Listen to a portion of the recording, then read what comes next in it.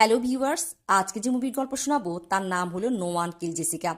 এটা একটা সত্য ঘটনার উপর নির্মিত মুভি।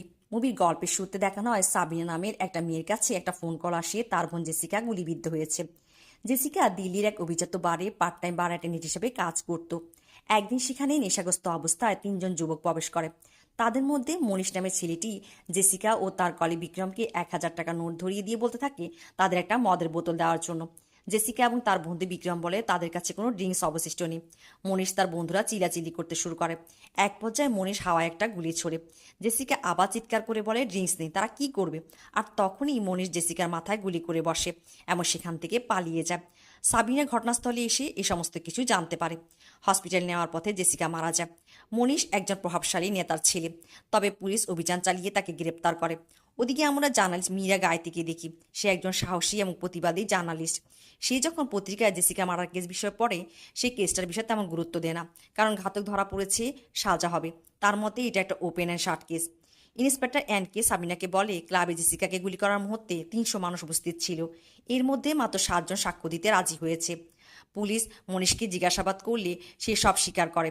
তবে মনীষের বাবা টাকা ও ভয় দেখিয়ে এক এক করে সাক্ষীদের মুখ বন্ধ করতে থাকে। জেসিকার কলিগ ও বন্ধু বিক্রম প্রধান সাক্ষী। জেসিকার কেসের আইনজীবী বলে বিক্রমের জবানবন্দি অনেক গুরুত্বপূর্ণ। তবে বিক্রম সাবিনার সাথে দেখা করতে তাল ভাঙা শুরু করে। সাবিনা যায় বারের ওয়াচম্যানের সাথে দেখা করতে, সে সাক্ষ্য দিবে বলেছিল। তবে মনীষের বাবা তাকেও ভয় দেখায়, সেও মানা করে দেব। তবে একজন লোক সাক্ষ্য দিতে রাজি হয়।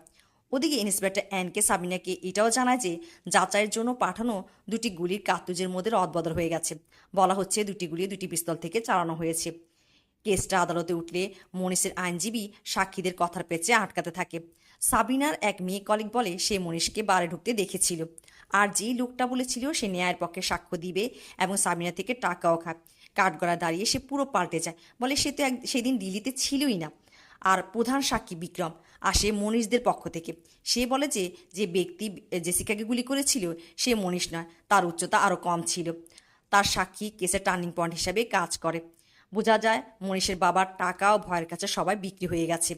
সাথে রয়েছে গুলি কার্তুজগুলোর ফরেন্সিক রিপোর্ট, যাতে বলা হয়েছে গুলি আলাদা আলাদা পিস্তল থেকে ছোড়া হয়েছে।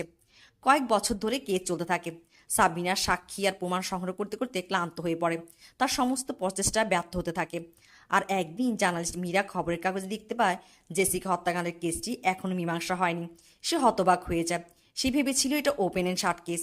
এবার কেসটি নিয়ে সে ভাবতে শুরু করে। ওদিকে প্রমাণ ও সাক্ষীর অভাবে দীর্ঘ 6 বছর কেস চলার পর আদালত দোষীদের খালাস দিয়ে দেয়। সাবিনার পরিবার পুরোপুরি ভেঙে পড়ে। সাবিনার মা প্রচণ্ড মানসিক আঘাত পেয়ে হার্ট অ্যাটাক করে মারা যায় এবং তার বাবা অসুস্থ হয়ে পড়ে।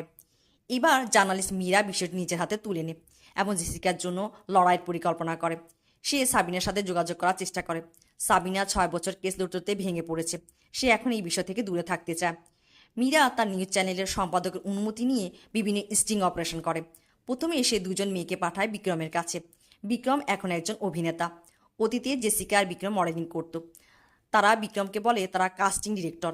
বিক্রম ভালো কাজ করে, তারা তাকে হলিউডে কাজ করার অফার করতে এসেছে।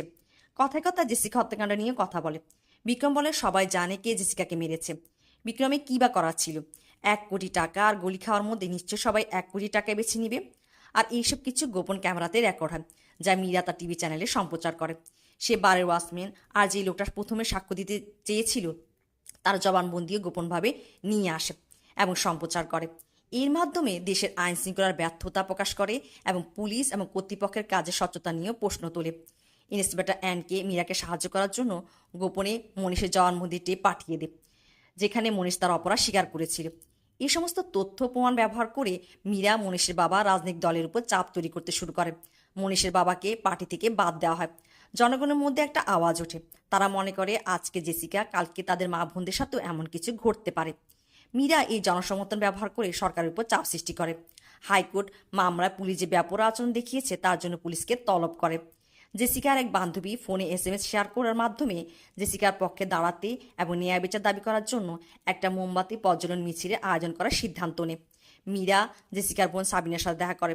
সাবিনা বলে 6টা বছর আদালতে চক্কর কেটে মাকে হারিয়ে অসুস্থ বাবা, সব কিছু মিলিয়ে তার লড়ার ক্ষমতা নেই। মীরা তাকে আশ্বস্ত করে যে সে এবার ন্যায় বিচার পাবে, কারণ পুরো শহরের সমর্থন তার সাথে রয়েছে। সাবিনা অতীতের একটা ঘটনা মনে করে। তার বোন জেসিকা কখনোই অন্যায়কারীকে ছেড়ে দিত না। সে কিভাবে জেসিকা হত্যাকারীকে ছেড়ে দিতে পারে। আর সে ক্যান্ডেল লাইট মার্চে অংশগ্রহণ করে। ব্যাপক জনসমর্থনে প্রধানমন্ত্রী এবং রাষ্ট্রপতি এবার এই বিষয়ে জোর দেয়। একদিন সাবিনা জেসিকার কবরের পাশে বসেছিল। মীরা সেখানে আসে, বলে জেসিকার কেসটি হাইকোর্ট থেকে সুপ্রিম কোর্টে গিয়েছে। হত্যাকারী এবার অবশ্যই সাজা পাবে। সাবিনা কান্নায় ভেঙে পড়ে। সুপ্রিম কোর্টে মনীষ দোষী সাব্যস্ত হয় এবং তার যাবজ্জীবন কারাদণ্ড হয় এবং তার দুই বন্ধু বিশাল এবং লাকি, তাদের 4 বছর করে জেল হয়। সাবিনা তার লড়াই জিতে যায় এবং তার বোন জেসিকাও ন্যায় বিচার পায়। এভাবেই গল্পটা শেষ হয়।